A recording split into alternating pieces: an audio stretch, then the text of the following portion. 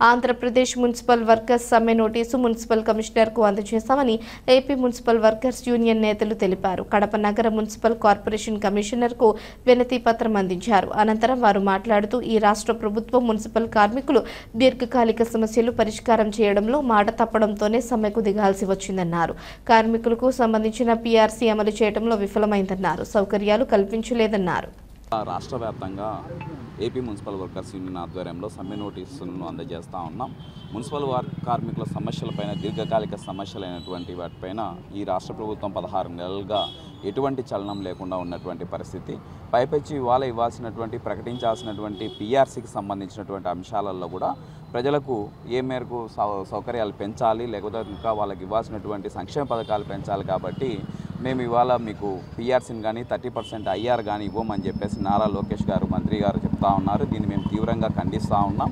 ఇవాళ ప్రజల మీద అంత సేమే ఉంటే కనుక, ప్రజల మీద అంత ప్రేమే ఉంటే కనుక మీరు ఇవాళ తీసుకుంటున్నటువంటి రాయితీలు కానీ, లేకపోతే కనుక అలవెన్సులు కానీ, ఇతరత్ర ఖర్చులు కానీ ఏమైనా తగ్గించుకున్నారా అని చెప్పేసి ఇవాళ అడుగుతూ ఉన్నాం.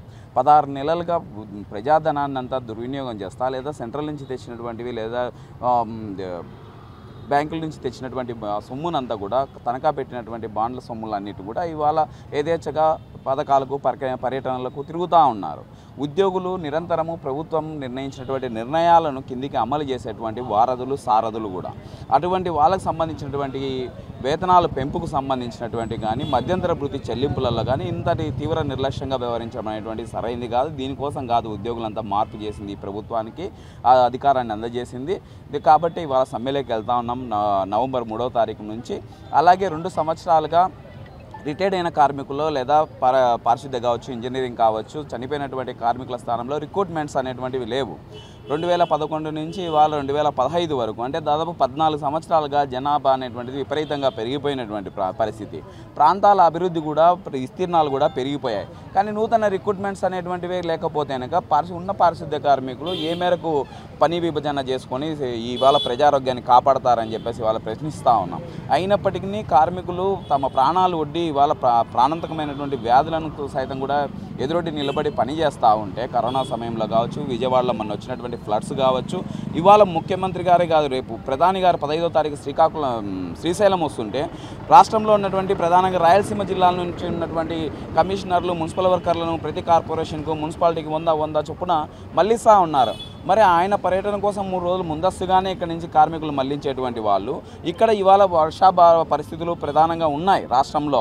అటు నెల్లూరు కావచ్చు, గుంటూరు కావచ్చు, విపరీతంగా వరదలతో వాళ్ళ అతలాకుతలం అవుతూ ఉన్నారు.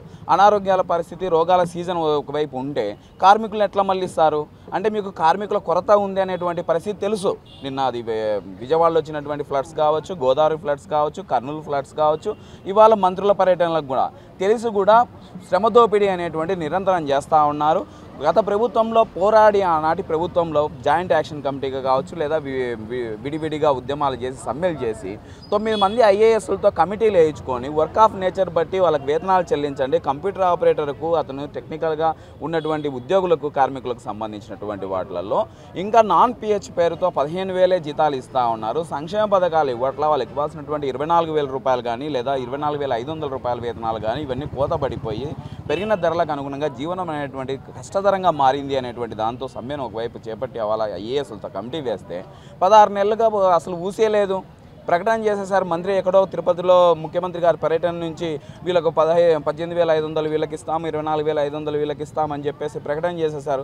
ఏ ట్రేడ్లకు ఇస్తున్నారు, ఎంతమంది కార్మికులకు ఇస్తున్నారు, ఎంతమంది ఉద్యోగులకు ఇస్తున్నారు అనేటువంటి నివేదిక లేదు. మున్సిపల్ శాఖ మంత్రి నారాయణ గారు పూర్తిగా అటర్ ఫ్లాప్ అయ్యారనేటువంటి దానితో మా ఈ దీర్ఘకాలిక సమస్యల మీద, స్కూల్ స్వీపర్ల సమస్యల మీద, వీటన్నిటి మీద రేపు నవంబర్ 3వ తారీఖున సమ్మెకి వెళ్తా ఉన్నాం. అందులో భాగంగా ఇవాళ రాష్ట్ర వ్యాప్తంగా మున్సిపల్ కమిషనర్లకు వినతి పత్రాలు, సమ్మె నోటీసులు అందజేస్తూ ఉన్నాం. దశల వారీగా ఆందోళన చేపడతా ఉన్నాం. దీనికి సంబంధించి ప్రభుత్వం ఇప్పటికైనా స్పందించాలి. లేదా ప్రధాని పర్యటనలు ఉన్నాయి, లేదా అక్కడ పండగలు, వాతావరణాలు ఉన్నాయి, ఇంకోటి అని చెప్పి నెపం చెప్తానుక ప్రజలకు జరిగేటువంటి ఆటంకాలకు పూర్తిగా ప్రభుత్వమే బాధ్యత వహించాల్సి వస్తుందని చెప్పేసి హెచ్చరిస్తాం.